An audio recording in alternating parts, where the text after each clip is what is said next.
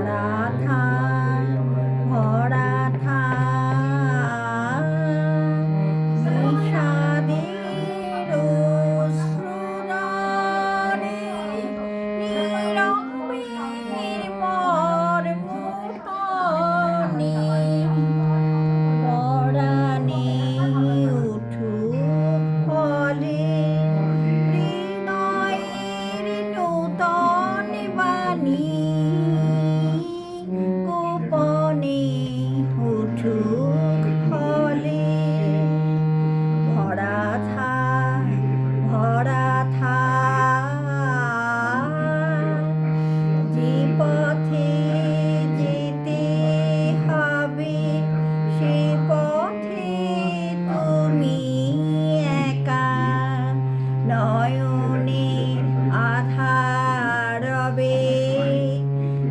ধ্যানের আলোক রেখা সারাদিন সঙ্গোপনে সুধারাস্থার বিমনে পরাণে পদ্ম